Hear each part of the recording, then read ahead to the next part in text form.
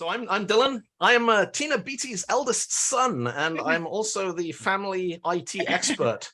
And so she has asked me to join this evening to help manage all the people in the Zoom platform and switch people, on and off, make sure microphones are muted, and also to moderate and, take questions from the chat and share, and generally try and make sure that everything is ticking along. So I'm here. I'm keeping an eye on the little chat window in Zoom there. So if any of you do have any problems with anything, just type a message in there and I'll help you with that if I can, or bring it up with the rest of the panelists if you have questions for them to look at the end. But other than that, I am going to lurk in the background, and please, everybody, give a big warm Zoom welcome to, can I say on a personal note how nice it is that my mother is now publishing books that I actually enjoy reading, because she's been publishing very critically acclaimed books for many, many years, which have mostly been dense academic theology books. And you're like, that looks really good, but I don't understand a word of it. But the Good Priest in Between Two Rivers are actually, I loved reading them. So please, folks, big warm welcome, my mum, Tina Beattie. Thank you. Thank you. And just to check with people, we're recording this. If you have a problem with this, feel free to keep your camera off if you'd rather, or if you really do have a problem with it, go into the chat room and Dylan will know what to do, I hope. But yeah, with your permission, we're recording and we'll make it available to people who have asked afterwards who couldn't attend. So I'm really, really grateful and delighted to have been able to put together a panel this evening of 3 other writers from Zimbabwe, Kay Powell, Chiedza Musengezi, and Godess Bvukutwa. And I'm really grateful to the 3 of you for being willing to take part in this rather ad hoc experiment.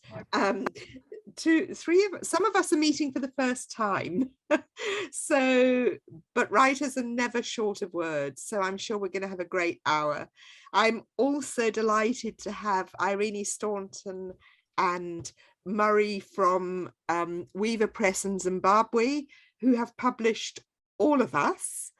And I think we have various people from various other networks also joining us. The African Books Collective, I think, has been promoting this, so some of you might be from there. So wherever you're from, whoever you are, welcome. And I'm not going to say hello to some of you who are very familiar faces, because I don't want the others to feel I'm not saying hello to them too. So hello, everybody. We thought that we'd each introduce ourselves, and we're just going to start by each saying a little bit about our writing, who we are, the challenges we face, and then we'll have a discussion among ourselves, and then we'll open it up to you for comments, questions. Feel free to use the chat box at any time if you want to make an observation. So Chiedza, Kay, Godess, welcome, and let's get going. To start with, I thought I would read the prologue to Between Two Rivers, because that launches me into saying just a little bit about the challenges and tasks of writing about Africa in a very conflicted and transitional time, and that opens it up for the other guests to offer their insights and input. So my prologue is the Firth of Clyde, Scotland, 2019. They say that the past is a foreign country. This is a journey to an imagined and remembered past, and to a country between two rivers that no longer exists. To the north, the Zambezi River flows as it has done since long before humankind came on the scene, cascading over the mighty falls that were once called Mosi-oa-Tunya, before David Livingstone renamed them after his white queen. Maybe he knew nothing of the Black Queen biding her time, the great spirit medium Nahanda Chawa Nyakasikana, Mbuya Nahanda, who through generations of ancestral rebirth would eventually inspire a revolution and a war against the white intruders. The White Queen does not feature in my story, but the Black Queen does. To the south flows another mighty river, the Limpopo, beyond which stood the last bastion of white resistance to the winds of change. But all changes in the end. That's the only certainty we have, the only reality worth clinging to. No one steps in the same river twice, said Heraclitus. We flow and change with the passing of time. The past is another country, and I am another person, a character in a story that is mine and not mine. Freud saw the human soul as forever torn between the pleasure principle and the death drive, the longing for permanence and security and comfort, and the no less ardent longing for adventure and risk and danger. My story unfolds in that unresolved conflict between peaceful yearning and destructive desire, the inseparability of our dreams and our nightmares. Doesn't the whole of history reveal itself along that jagged edge where the two are locked together in love and war? I inhabit the vanished bodies where this conflict raged, not as a colonizer, nor as an invader, but as a survivor and a lover charged with writing their epitaphs. I call them up from their unquiet graves, and I offer to be their spirit medium, their borrowed voice, so that their stories might be told. Is it possible to speak of love without also speaking of hate? Can one feel such depths of sorrow and loss without raging against those who inflicted this mortal anguish on the innocent? Once I would have said no, but now I find myself reflecting on the words of the poet. What will survive of us is love. Who in the end was innocent and who was guilty? Innocence and guilt are clumsy words that fail to do justice to the vulnerability and passion of the people whose stories I recall. So where to begin? Love and war, the beginning and ending of every story worth telling. I shall begin with both.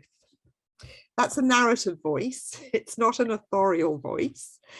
But this is a book that I began writing very soon after leaving Zimbabwe. We left in 1988, and my first saved files of this, the first draft of this book, when I look back, were 1991. We had 4 very little children. Dylan was, I think you were 10, Dylan, the eldest. And I had great trouble settling. I yearned for the Zimbabwe we'd left. And this book, I realize now, is shot through with yearning. I think Powell is here, and I think it was Powell who commented that the main theme of this, the main love affair in this book, is my own love affair with Africa. But of course, I'm very aware that in situating a book in the time this is written in between 1956 and 1976, it's written along that jagged edge. And I write as a white person whose parents went to Zambia in 1951. So I grew up on the privileged side of a harsh and violent divide. But at the same time, I grew up as the child of working class parents who left school at 14, who never owned a house in their entire lifetimes, and who were economic migrants. They went to the colonies to seek a better life. And these muddled, jumbled stories are challenging to reclaim. And as a white African, I was very nervous about going down that road. But stories ask to be told, the gaps ask to be filled, and that, I think, is what my own novel sought to do. I've never lived in, I didn't live in Zimbabwe at the time the novel is set in. We did live in Zimbabwe through the 80s. We went there shortly after Robert Mugabe came to power. And actually, because my English husband was homesick, we left shortly after he went a little bit crazy. So I think we had the most wonderful years in the 1980s. We were very fortunate to be there during such a time of hope. And that's really what prompted the writing of this book. I lived just across the border in Zambia when the book was being written. During the war that it describes, I was terrified, as we all were, of the Rhodesian Air Force conducting bombing raids across the border, and what did it mean for us. But I think that's all I need to say at the moment. Oh, we had sanctions, but the war next door spilled over the border into Zambia, where I was a teenager at the time. So that's all I really want to say now, and I'm sure the discussion will unfold as we go along. So Chiedza, shall I hand over to you now, and welcome again. Thank you very much. My name is Chiedza Musengezi.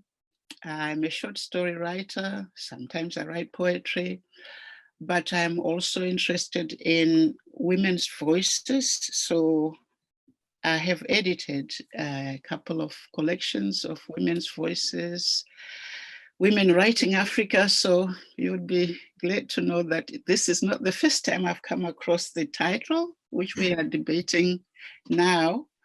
It has been debated before, and many other voices like Women in Prison and so forth. I just caught on something there when you say, I feel very nervous when writing about Zimbabwe during this period of war, because you are a white person, privileged from a privileged position maybe, although you are working class. But I just wish to point out that as a writer, I think it's something which I never felt before. But now I feel nervous, anxious, because of the identity. You always feel now that you belong to a certain group, which you have to write in a specific way. And if you don't, what will people say? And I have to do it well. So in a way, I find this crippling nervousness, crippling anxiety, which is coming in because of their identity, which is always being pushed in the front now. Is it a good thing? Is it a bad thing? I'm not so sure. I think that's what we'll be talking about today. I just want to say, when I write, what is it that really grabs me? Well, they're just everyday concerns. It could be motherhood, it could be something, an issue which you have just come across, which grabs your attention, and the seed is planted, and you try to craft a story out of it. However, I think really when I pick up my pen, I don't feel like I'm an African woman writing. It doesn't really grip me that way. I think that comes much later when the work is already produced. So I think for me, writing is a little limitless in terms. You can write about whatever you like, do your best, and then put it out there and see what happens. Well, thank you, Chiedza. There's so much I want to come back to and talk about what you've said. That's really so many things that I think are really vital. So I'll go on to Kay now, but we'll come back to some of those topics. Thank you. Well, first of all, Tina, congratulations on the book. And I was one of the early people privileged enough to read it. And I think it's terrific. And here's to the next one. Are you on the next one? Yes? You've got you. I am. It's very different. It's called Love in the Time of Corona, with apologies to Gabriel Garcia Marquez. When I read your book, I felt it was very pertinent. Well, partly because of the context and the characters. There are similarities in what we've done, but I identified very closely with your need to tell the story. Most authors have a need. Fiction authors have a need to write. It's sort of in their DNA, and I had that very strong need. I've had it for years. I've been in publishing for most of my working career, but always at the other end of the spectrum, as it were. And I long to be able to write myself rather than being editing and rewriting other people's work constantly. But that came much later in life. Some people get to fiction writing nice and early, like Godess. I think you were there in your 20s, and I'm very jealous of that. Chiedza, Tina, maybe more middle-aged arrival in the fiction world, but I had to wait for my late 60s when I got something else I needed to do, and finally got down to what I really, really wanted to do. I always knew that when I did write a novel, it would be set in Africa. And then when I was watching the Syrian war unfold after 2012, I began to become acutely aware of the burden that women bear in war, and how silent and silenced they've been throughout history when it comes to war. And gradually my idea of, writing about Zimbabwe and writing about women at war came together, and I decided that's what I wanted to write about. I saw there were going to be many hurdles in what I wanted to do, and one of them was, this idea of writing outside the box, writing what you don't know, which is, the theme of our meeting here. War afflicts everybody who's caught up in it, rich, poor, young, old, whatever religion, whatever race you are. And I thought if I was going to write the truth as I saw it, I wanted to accommodate as many of these voices as I could. But I also knew that I would probably attract accusations of cultural appropriation, which was all the vogue. Fortunately, it seems to be fading a bit. But the idea that you cannot write about somebody, use the voice of somebody who is of a different culture, the more I thought about it, the more I rejected it. And I just thought, there are nuances in other cultures, but beneath it, we all feel, the same pain, joy, etc., etc. And I don't see why, if you're a writer and you've got empathy and you've got an imagination, you can't write as other people's voices. On the nuance side, I thought, well, I do want to get everything right, and one of my central characters was a Black woman. So I asked Brian Chikwaba, who is a friend, if he would read my first draft just to check, and he gave me the thumbs up and said no, it was fine. So on I went. I think my research for my novel involved a lot of reading the testimonies of many Black women about their war experience. And I didn't do this so much to look for facts. I wanted to hear their voices. I wanted to hear the rhythm of those voices. I wanted to hear how they talked about joy and despair and resilience and all that. And by the time it came to writing, of my three central characters, I have a Susan, who is a white woman who supports the Smith regime. I have Beth, who is who's an English nun in an African church mission, and I have Nyanyi, who is a Black woman who's joined the guerrilla forces. And strangely enough, I don't know why it was, but I just found Nyanyi easily the easiest to write. She more or less took over quite early on, whereas the other two, I had difficulty getting into their heads. But with Nyanyi, I found that voice quite early on, and she sort of took over and seemed to write the story herself after a while. Having said all that, the central motivation for my novel really was not so much about writing outside the box, but to unleash women's voices. And they've been silenced for far too long, especially on the African continent. And it's wonderful now to see the growth of those women's voices in the literary world.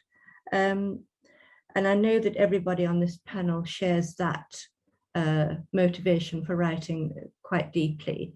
I had one endorsement for my book. This is my book. I'm sure you're aware of it.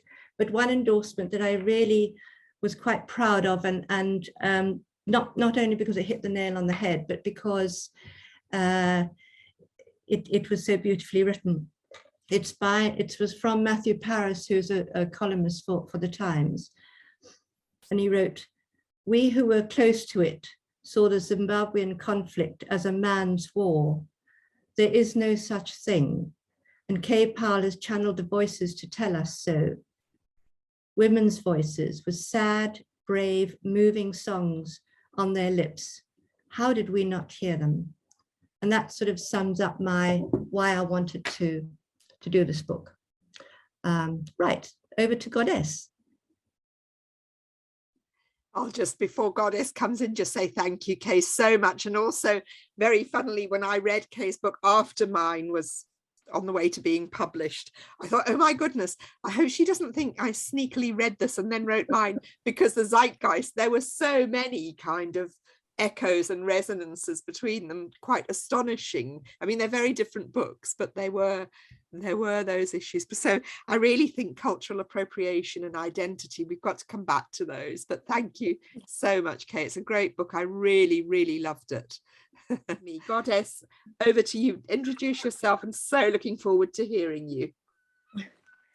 All right, thanks so much, Tina, and thanks so much to the other two ladies, Chiedza and Kay. I'm so honored to be part of this panel. I feel like an imposter, actually, because of all the four of us. I think I call myself a writer, but I have the least to show for it amongst the four of us. So it's really, really an honor to be amongst you. And I'm looking forward. I'm already very much interested. I've been jotting down some notes whilst Chiedza and Kay were talking. And I think there is a lot really that we can talk about tonight. So, like you all know now, my name is Godess Bvukutwa. My name is a very typical Zimbabwean name. I think my father just looked in the dictionary and then he said, okay, I think this one would do. So if you have been to Zimbabwe and you know some Zimbabwean names, you know that we tend to do that. It's a Zimbabwean thing, just look in the dictionary and then you find a name, an English name that suits your child, that you hope its meaning will manifest upon the child. So yeah, I am a writer. I'm a feminist development practitioner, and I want to thank Irene for just thinking I could do this and putting me onto this panel. Thanks so much for having that faith. I totally understand what you, Tina, said after Kay just finished talking. That you said you hope that you didn't think you had read her book first, and you wrote yours. I totally understand that, because as I was reading Between Two Rivers, I had this. It was like there were so many similarities in what I was writing. I started questioning myself: should I continue writing this? So currently, I'm writing a story about three women, but it's not on the war, on the Rhodesian War. It's about on political violence that happened in 2008, between 2008 and I think 2007 and 2008. So it's set in a rural area here in Zimbabwe, and I want to show women's involvement in political violence. It may be negative, it may be positive. How it's totally from these three women's voices. So the similarities obviously are very eerie, but obviously there are two different stories. So yeah, I started questioning: should I continue writing this, because this one is so well written. So it was amazing how Tina described. The description was amazing. The imagery that was used, I don't know, totally amazing. So that's what inspires me as a writer. I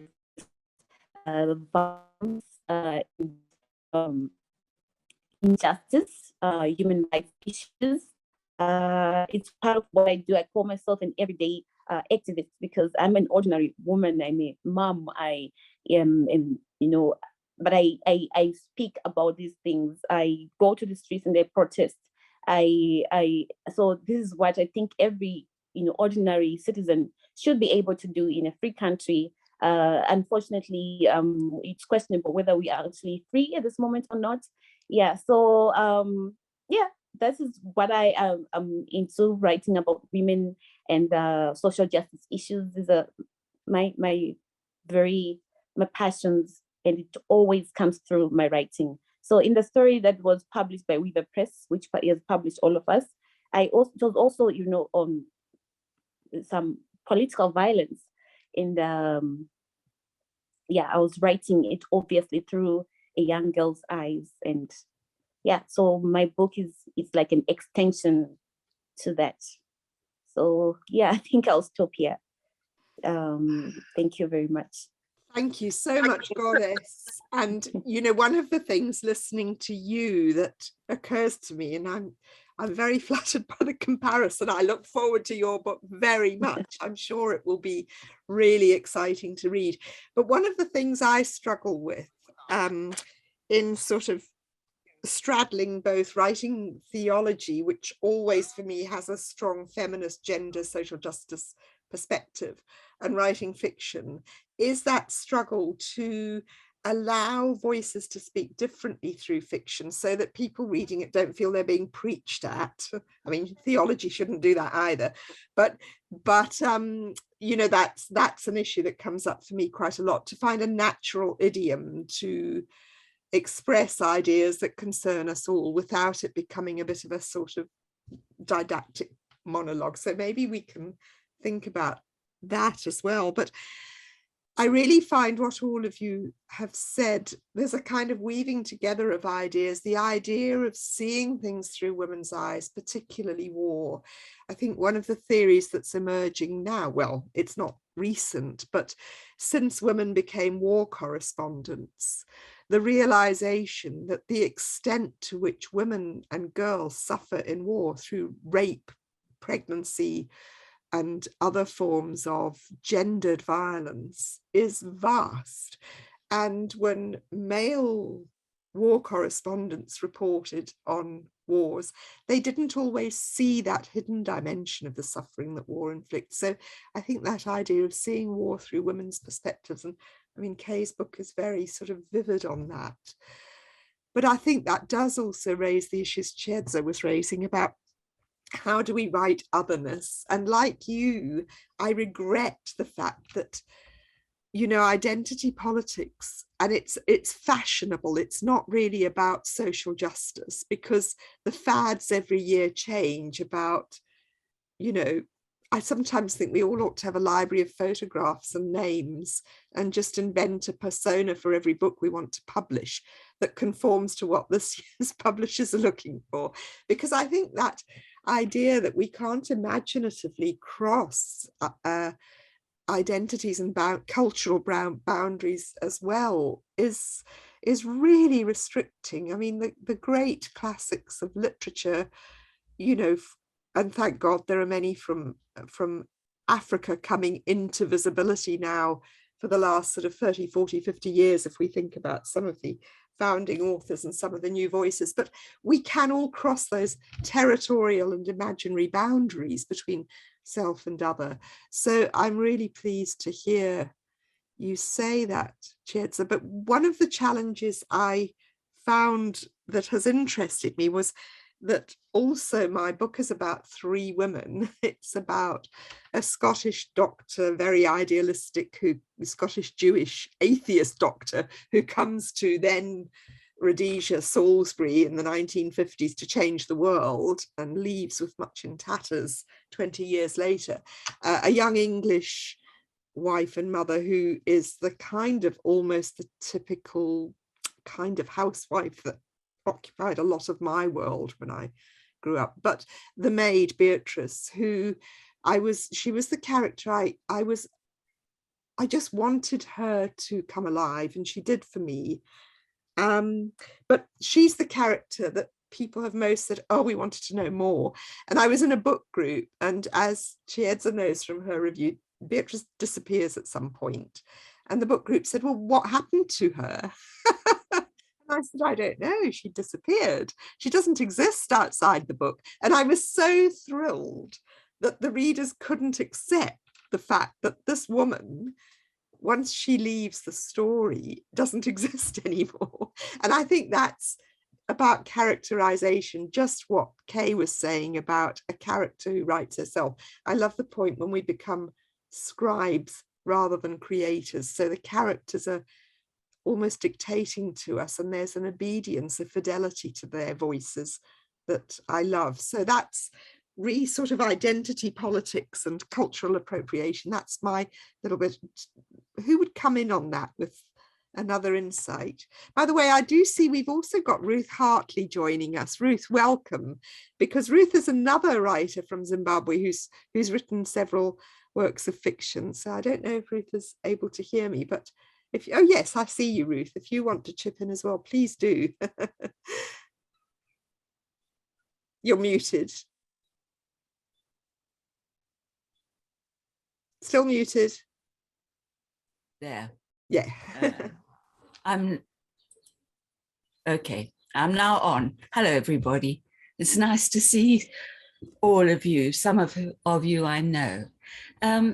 Yeah, I think it is a real issue for all of us writers now, the whole question of identity. I actually spent a lot of time living in Zambia and working with artists, not writers, and trying to encourage them to find their own expression, their own voices, their own identities. I couldn't tell them how to do that. And it's from working with those artists that I began to perhaps feel more confident about the whole question of identity, because each one of us is not just one solid identity. We change. And part of the process of writing, I think, is a bit shamanistic. You become other people, you change. And at the end of a book you've written, you're different to the person you were when you started. So I think there's something about writing, about reading, about creating, about being somebody, which is not fixed and is probably true for most of the creative people. I think there are quite a lot of very creative people here now. Thanks. Is that okay, Tina? Yeah, thank you, Ruth, and welcome. Lovely to see you. Kay, you're muted. Oh, I'm muted again. Okay, I should probably stay that way. I'm often putting my foot in it. And in fact, that's one of the hard things about writing, is the risks you feel you've taken when you put a book out there and you want somebody to read it. Because everybody will do things, read things differently, experience things differently. You're creating different worlds for different people when you write. Yeah. Okay, thank you. Kay. And say hello to Ruth. Lovely. Hello, Kay. Hi. No, I just wanted to this question of, you know, if we see writers as a sort of island, these soul beings, as you put it, you know, that you're not impacted by anything around you. Well, that's complete nonsense. We're all absorbing stuff from the people around us all the time. You know, you cannot. I mean, I think of all the writers I know, I don't know anyone who isn't a people watcher. I'm a people watcher. I will often sit on the edge of a group. And I remember in my younger years being ticked off for that by various friends that you're always watching us and listening, you know. But I think we're all people watchers, and you know, you absorb the people that you meet through life, and you absorb bits of them. You absorb their humor, you absorb their worries and their woes, and it all comes out when you start putting pen to paper. I mean, that was one of my joys of writing fiction for the first time. I found so much came out that I had no idea that I had, and I was hearing all these voices from my childhood growing up in what was Rhodesia, and then the whole war. All these voices came back, and they wrote as much of whatever I was writing as I did. So I think this is, you know, this whole idea of identity, I find it a very difficult notion. And Chiedza, that following on from that, it occurs to me that for many of us associated in one way or another with sub-Saharan Africa over the last century or half century. We are people of the diasporas. We have different diasporas, but, you know, I'm thinking of the way mobility changes us as we move. And I'm thinking of you, Chiedza, as sort of coming from Zimbabwe, now living in Belfast. So, I mean, you've been through places which have very different conflicts of identity, but very deep conflicts. You know, in Zimbabwe, a conflict of race; in Northern Ireland, a conflict of religion. I mean, I think religious conflicts are never about religion. They're not fighting about how many people in the Trinity. They're fighting about land and property and colonization, or they were, please God, not again. But in a way, what I wonder, Chiedza, if you can say anything about that, how the experience of migration, whether we're voluntary or involuntary, gives us different voices and perspectives. You're muted.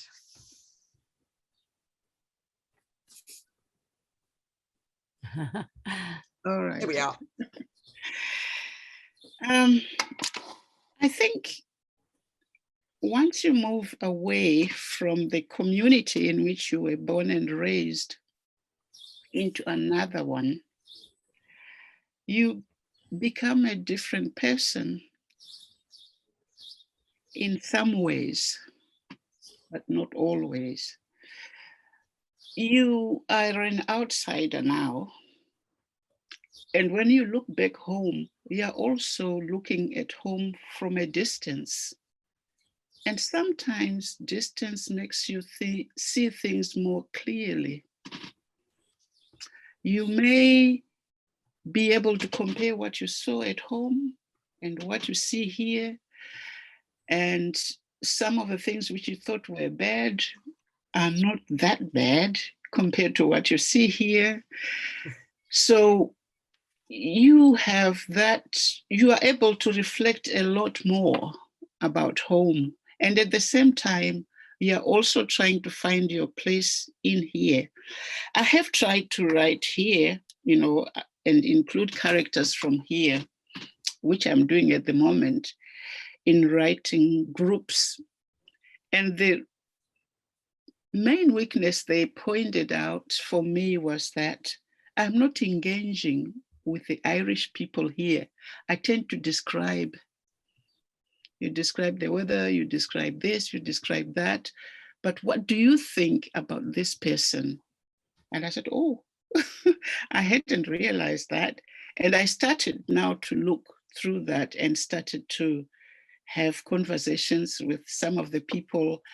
And then you realize that you actually, in the process, you come to know what you think about them as well, because you are engaging with them in a meaningful way. You have to engage with people, or else I don't know how you break down the barriers. This is why I say maybe identity is not that important. It is important in that that is what you write from. I don't think it's that divorced anyway from, it is inherent in your work. Your identity, I think, is inherent in your work. But I think we need to free ourselves to imagine. After all, the job of a writer or any artist is just to imagine and write. Mm-hmm. Once you put limitations on your imagination, then what are you going to write about? And who are you writing for? Are you writing to please people, or do you have another agenda? I think the more we do not put limitations on our imagination, the better. Let it run wild. Let it find new mythic optimisms, new worlds which we hadn't imagined before. If Murray, we, do yeah. you have a question, Murray? Just you're muted. If you unmute, we'll be able to hear you.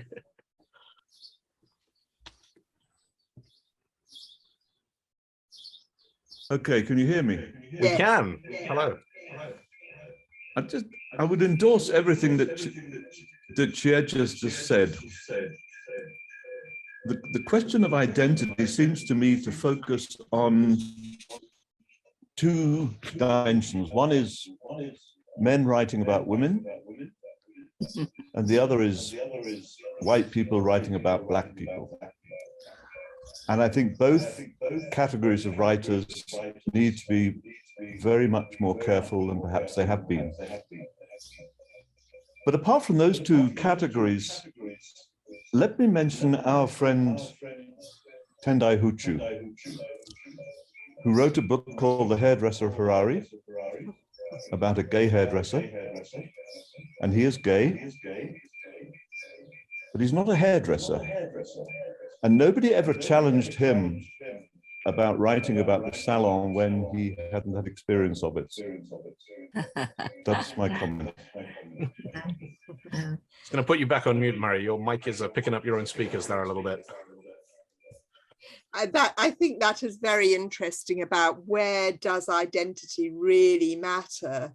And I think gender and race, but now also there's recently been two controversies.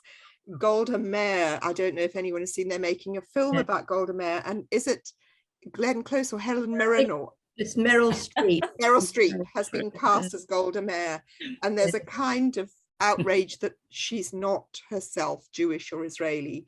And also Eddie Redmayne played a trans woman. I've forgotten the name. Anyway, he now says he wouldn't play a trans woman again because he's not a trans woman. And to me, this is about the closing down of the imaginative life, but it is also about representation, that, you know, people who have not been allowed to claim their own place in the world, their own stories, having their stories taken by others. I think they're hugely complex. I want to bring Godess in as well, though, because Godess, you've got your hand up anyway. I was going to ask you about that discussion about diasporas, and because you're still in Zimbabwe, but carry on, you've got your hand up. Unmute yourself. All right. Thanks so much, Tina. Yes. Yeah, so I did have those questions even when Chiedza started talking at first, and about how I think maybe I think I slightly differ from the rest of the panel here. I do personally, I identify strongly, even in my work, it shows as an African woman, as a native African woman, and this is how I write. This is the source from which I write. This is what inspires me, because that is what I know.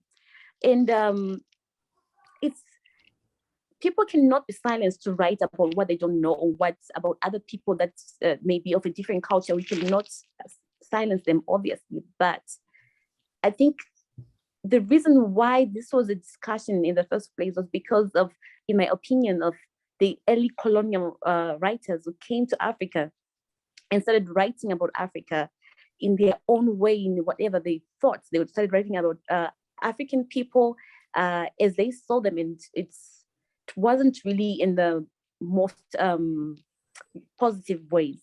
So that is, I think, what brought this issue on the table in the first place, that maybe people should write what they know. Yes, it looks like someone's imagination is being stifled. Yes, it does look like that. But it should be that people should be, writers should be more, very careful, very in handling people of other cultures very delicately, to be very, to not strip people of their dignity and humanity as they are writing. They may miss some nuances, they may miss some meanings of some cultures, and this has happened before. So I think this is why it's an issue. But of course, if people do make the effort, even if you look at journalists, there are journalists who make the effort to present the subjects of their photography in a way that's still, that they will still remain with human dignity, even if they are victims of a war, even if they have children who are hungry in Africa. They are journalists that we have that compassionate look at what is there, without distorting the truth of what's happening, without being dishonest. So it's not about being dishonest in writing about people in a way that is good or in a way that is all positive, but it's about being very delicate, being very thoughtful, very intentional in not stripping them of their human dignity and of their humanity. So that is why also I make it a point to think of redefining narratives, because there have been narratives that have been put out there in the world about what Africa is like, and it's still going on.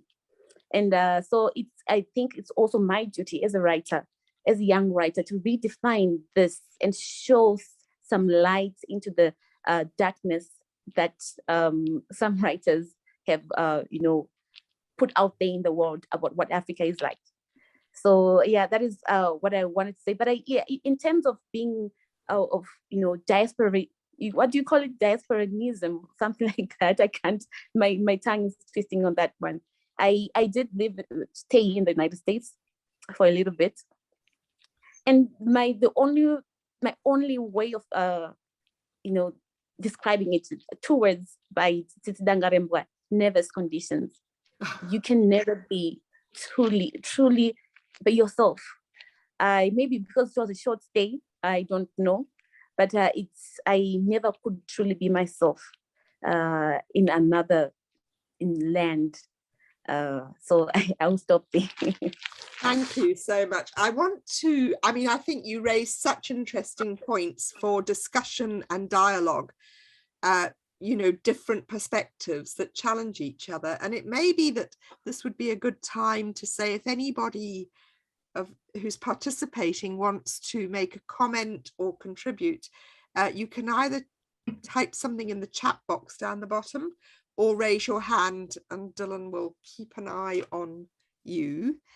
But yeah, I think that what you say, Goddess, I suppose one of the things that interests me as well is, Chiedza, you said about when we leave the community we were born and grew up in.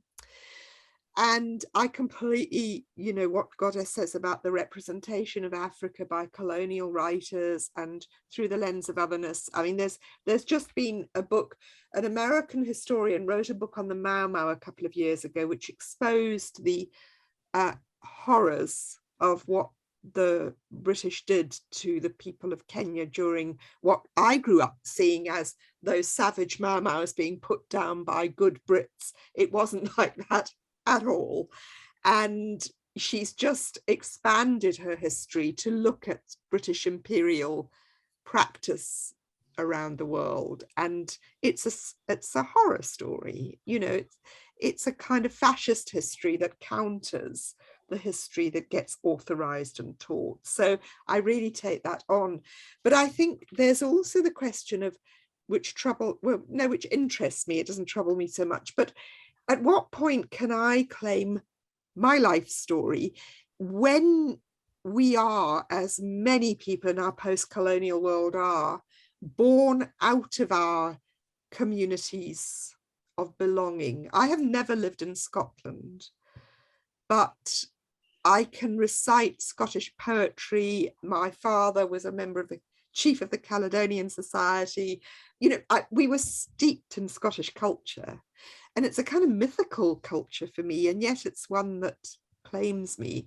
And so there is that question of, so many of us have stories that don't belong anywhere. I'm living in England because I'm married to an Englishman. When my father was, when I was a teenager, he said, Tina, if you ever have to choose between marrying a Zambian and marrying an Englishman, marry the Zambian because they're tribal like us. Well, of course, I married an Englishman, but there is that feeling of a kind of, wherever I go, I don't belong. And that also interests me, which would be very different, Goddess, from someone like you, who has a much more continuous narrative of belonging, not easy and in a huge struggle for all the things you talked about, but a more continuous narrative, maybe. We have some questions from the group. Nana, please unmute and ask your question. Yeah, I think it's more of a comment. It's first to say thank you so much. I found this on one of my platforms and I thought, let me join and hear. I'm not a writer at all, I have started a new role in my organisation as the diaspora lead for the West African community. And I am really interested in the views that have been shared on identity, and I found it really interesting what Godess said about never truly being herself when she was based in the States.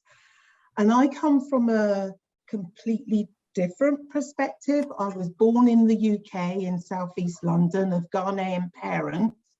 And similarly to you, Tina, my whole adult life has been steeped in Ghanaian culture. I've been lucky enough that my parents sent me to Ghana during school holidays, so I have some understanding of the reality of the culture. But here I am in the UK, and I'm so excited about all these wonderful diaspora writers that are writing. And I think even here, being born here, I don't think I feel like I truly belong. And yet I know that I also don't truly belong in Ghana, because when I'm there, I know I'm not African enough when I'm around my cousins.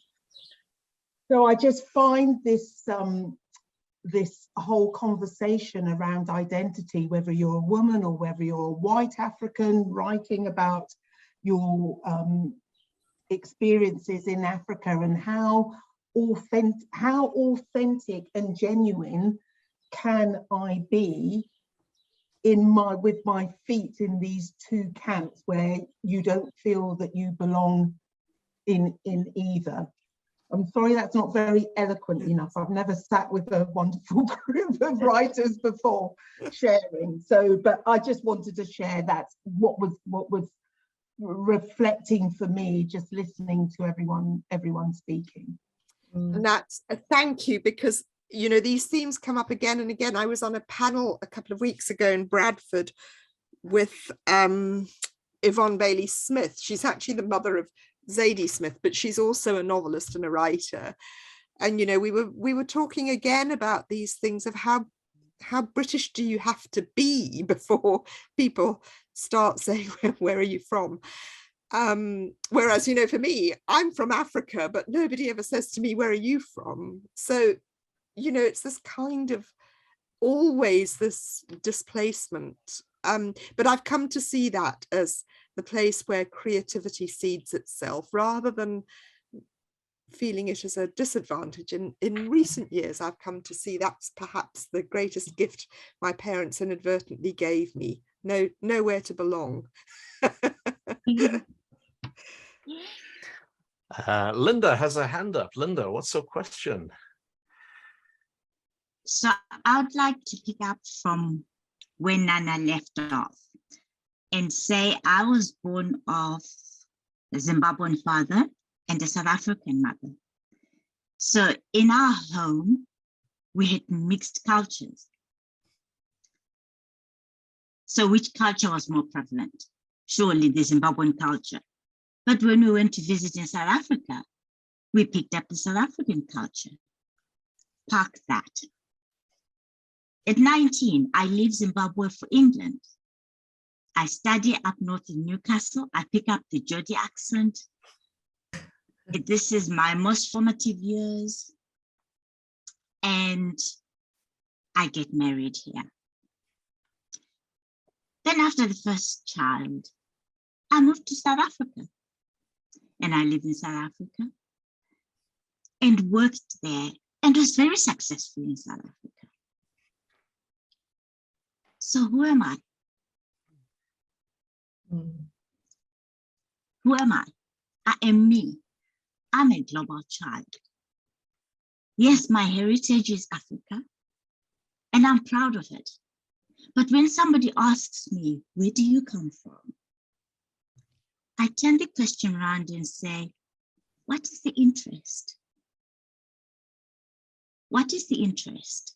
Is it because of my, I don't say this bit. This is what goes on in my head. Is it because I'm Black? Is it because I'm a woman? So I wait for the answer and then I respond appropriately. That's number one. Number two, I want to pick up on what Chiedza said. When you write for you. You're writing about something you're passionate about, something that is really moving you and you want to say something. I like what Kay was saying. I like what you were saying, Tina. I like what you were saying, Godess. It's what is moving your needle. And you've researched it. Don't be apologetic. When we criticize you, it's from our eyes, not from yours. We can never look at the same situation the same way. Number three, I studied cultures. We talk of the Zimbabwean culture. I asked Chiedza, what is our culture? I ask you, Godess, what is our culture? I ask anybody who is from any different culture, what is the culture? I'll get several responses. So why are we so fixated on this culture thing? Why are we fixated? I liked what you said. Where are you? I'm looking for your name. Something about nuances. You know, we all have feelings. We all love. We all hurt. We are human beings. Let's talk to each other as human beings. Write as a human being. Write with passion. Don't be apologetic. Thank you. Fantastic. Thank you. Okay. Thank you, Linda. Thank you. Thank you, Linda. That was very interesting, quite impassioned. And I identify with quite a lot of what you said in terms of this feeling of belonging. I think those of us who born in one place, grow up in another, move. I've done a lot of the moving, and I'm still not quite sure where I belong. But I've come to terms with it. I don't mind about it anymore. And like Tina, I think actually it's quite an advantage. I just wanted to pick up on something that Godess said about how Africa is seen. You know, Africa, for a start, from the vantage point of Europe or America, it's seen as a country. We all know that, and we're all fed up with that. Those of us who've lived in Africa. And we've all, you know, got used to the way that Africa is portrayed in the media and portrayed in, you know, appeals for humanitarian assistance and all that sort of thing, which is equally disturbing. And thank goodness now is beginning to change a little bit. This painting of Africa as a very negative picture.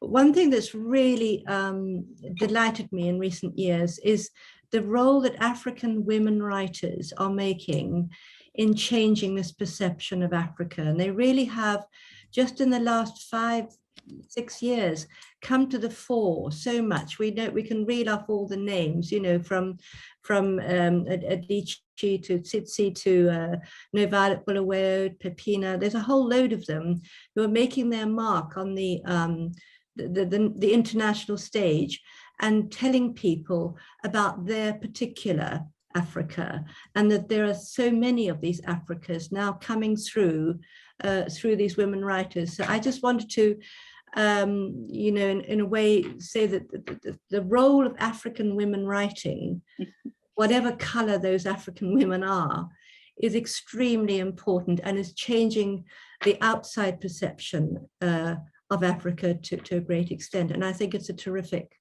thing. Thank you, Kay. And I'm very aware that we could go on probably all night. I think there's one more question that we'll take, but I'm quite a stickler for saying to people, if we say we'll be an hour, we won't go trundling on for an hour and a half. So I think these are all filling in the gaps, women's writings, women's perspectives. There's one question from Roger Stringer in the chat who says, just a question to the writers. When you're writing characters with other identities, how do you avoid creating stereotypes?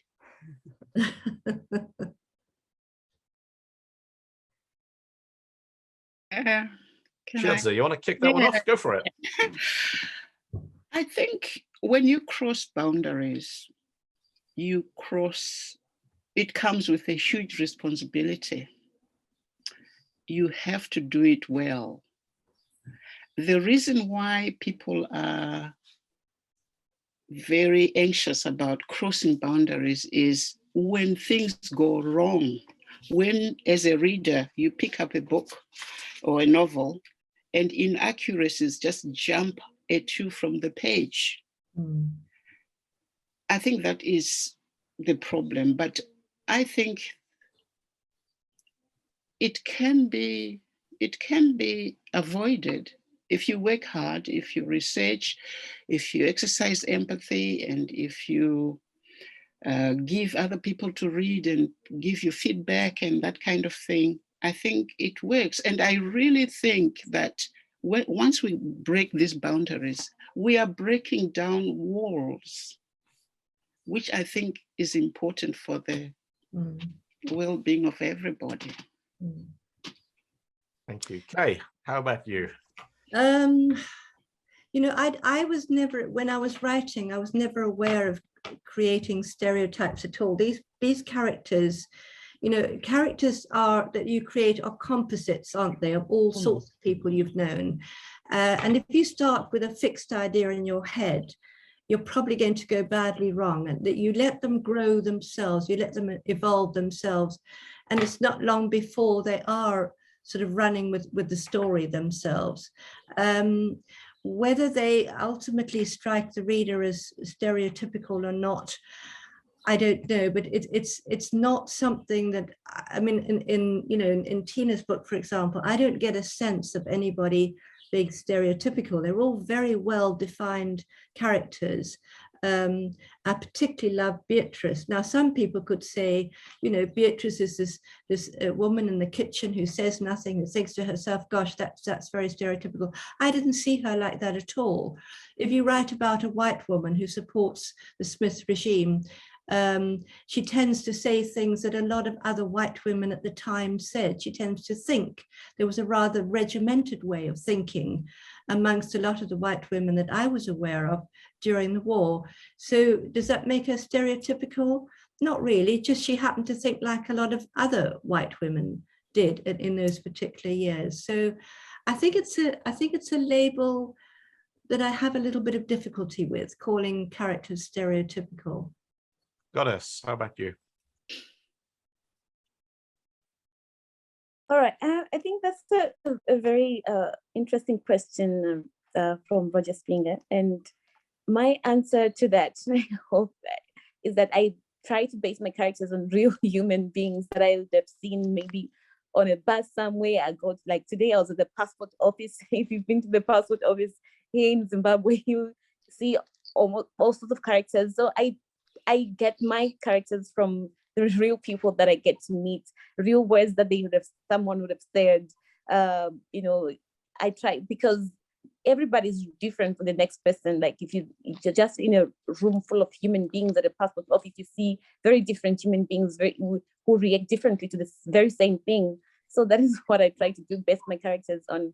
I know it's a very bookish answer, but that is what I try to do. I just base my characters on real human beings that I would have seen, and yeah, I know everyone is different from the next. Okay, thanks, folks. Thank Mother, you would you all. like to wrap up, say your thank yous, and wish everybody well? Yes, I was just thinking about that stereotypical way of talking. Now, I have a white Zimbabwean friend who was born and grew up and would still regard Zimbabwe as home. And when she read my book, she said, you know, we knew it was wrong, but we didn't ever dare step out of line in the things we said. And I think, you know, so how do you avoid those characters not sounding stereotypical when they inhabited deeply controlled social roles? Interesting. We could have another session on that. Thank you all so much for joining, but I'm so delighted to have had such a great participation, and for the really helpful questions that some of you asked. I hope none of you are going away with questions you were longing to ask but didn't want to, but if you are, you can always send me an email or wait for the next time. And just lovely to see you all. So yeah, I think we're going to have a braai vleis. Thank you all, and thank you particularly Chiedza, Goddess, Kay for joining this, and to Murray and Irene for all the support that Weaver Press gives to Unheard Voices and African Book Collective, if anyone's here from there. Thank you all so much. Thank you. Farewell. Thanks, folks. Dylan, Take care. for being My with pleasure. us and managing it. Thank you all. Good night. Bye. Thanks so much. Bye, everybody. Bye. Bye.